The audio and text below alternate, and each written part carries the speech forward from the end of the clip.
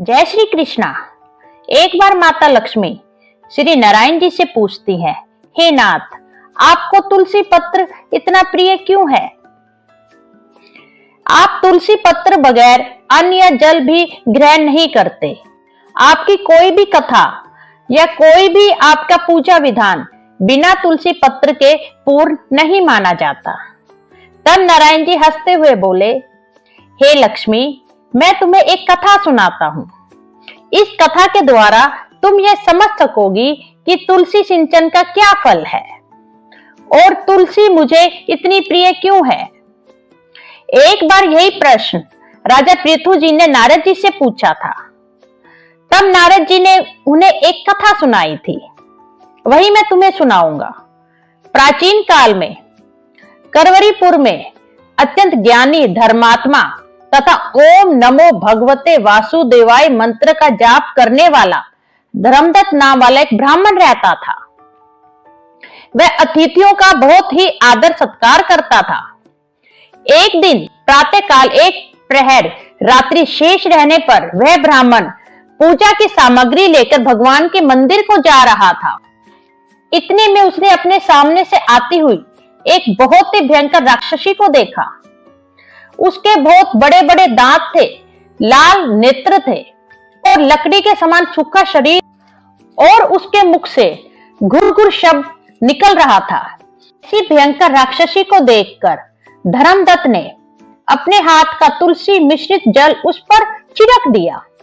जैसे ही तुलसी मिश्रित जल उस राक्षसी की देह पर पड़ा, तभी वह हाथ जोड़कर धर्मदत्त के पैरों पर गिर पड़ी।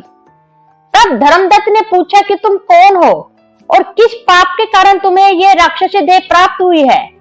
तब वह राक्षसी कहने लगी, सौराष्ट्र देश में भिक्षु नामक ब्राह्मण की मैं पत्नी थी। मेरा नाम कलहा था। मैं ना तो अपने पति से मीठे वचन बोलती थी और ना ही अच्छा भोजन व फल ही खाने को देती थी। इस व्यवहार से दुखी होकर जब मेरे पति ने दूसरा विवाह करने का निश्चय किया, तो क्रोध में आकर मैंने विष खाकर अपना शरीर त्याग दिया। इसके बाद यमदूत मुझे बांधकर यमराज के पास ले गए। वहां चित्रगुप्त ने मेरे अच्छे बुरे कर्मों का लेखा जोखा बताते हुए यमराज से कहा, इसने अपने जीवन में कभी कोई शुभ कर्म नहीं किया, यह सदैव अपने पति से द्वेष करती रही है। यह सुनकर यमराज ने आज्ञा दी, क्योंकि जिस बर्तन में यह भोजन बनाती थी उसी में खाती थी, इसलिए इसको पहले अपने संतान को खाने वाली बिल्ली की योनि में भेजा जाए। उसके बाद पति से द्वेष करने के कारण इसको विष्ठा खाने वाली शूकरी की योनि में भेजा जाए। तदंतर क्योंकि इसने आत्महत्या भी की है, इसलिए इसे प्रेत योनि में भेजा जाए। सो महाराज, मैं 500 वर्षों से इसी योनि में फिर रही थी कि भूख और प्यास से दुखित होकर मैं एक वैश्य के शरीर में प्रवेश करके कृष्णा और वेणी नदी के संगम पर आई। जैसे ही मैं नदी के तट पर पहुंची, विष्णु के दूतों ने मुझे वैश्य के शरीर से निकालकर फेंक दिया। वहां से घूमती फिरती मैं आ रही थी कि आप मुझे मिल गए। आपने तुलसी मिश्रित जल जो मेरे ऊपर फेंका है, उसी जल से मेरे संपूर्ण पाप नष्ट हो गए। अब कृपा करके बताइए कि मेरा उद्धार कैसे होगा। तब धर्मदत्त ने कहा, तुमको ऐसे देखकर मुझे बहुत दुख हो रहा है। मैं जानता हूं कि तीर्थ, व्रत, दान आदि सत्कर्म तुम प्रेत योनि में नहीं कर सकती और तुम्हारे पाप अधिक है और पुण्य ना के बराबर हैं। इसलिए मैंने अपने जीवन काल में जितना कार्तिक मास का व्रत किया है, उसका आधा पुण्य मैं तुमको देता हूं। इससे तुम्हें उत्तम गति प्राप्त होगी। इसके पश्चात ब्राह्मण ने ज्यों ही ओम नमो भगवते वासुदेवाय मंत्र पढ़ते हुए तुलसी मिश्रित जल से उसका अभिषेक किया। वह प्रेत योनि से मुक्ति पाकर अग्नि के समान दिव्य देह धारण कर लक्ष्मी के समान रूपवती होगी। इसके बाद उसने ब्राह्मण को नमस्कार किया।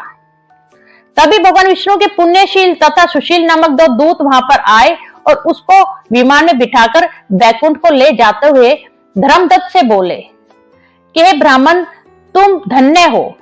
तुम्हारे द्वारा कार्तिक मास के व्रत का आधा पुण्य दिए जाने के कारण ही इसकी मुक्ति हुई है। तभी श्री नारायण जी बोले, हे देवी, तुमने इस कथा द्वारा जान ही लिया होगा कि तुलसी दल कितना पवित्र और कितना मुझे प्रिय है। तुलसी की छाया में अपने पितरों का जो श्राद्ध करता है उसके पितरों को भी अक्षय तृप्ति की प्राप्ति होती है। और जिसकी मृत्यु तुलसी माला धारण किए हो जाती है, वह जीव बिना किसी रोक टोक के सीधा बैकुंठ धाम को जाता है। जो मुझ भगवान को अति प्रिय तुलसी से पूजन करता है, उसकी महिमा करने में कोई भी सक्षम नहीं है। वह जन्म मरण के अपार कष्ट से मुक्त हो जाता है। तुलसी का सिंचन गंगा, यमुना तथा नर्मदा में स्नान के समान होता है। तुलसी का वृक्ष उगाने और सींचने से तथा केवल स्पर्श करने से मनुष्य के मनसा, वाचा, कर्मणा ये तीनों प्रकार के पाप नष्ट हो जाते हैं। प्रिय भक्तों, अगर आपने अपना ये channel Krishna magical world subscribe नहीं किया तो प्लीज कीजिए। और अगर आपको ये कथा सुंदर लगी हो, अच्छी लगी हो, तो इसको लाइक करना भी मत भूलिए और इस सुंदर सी कथा को शेयर करना भी मत भूलिए। धन्यवाद।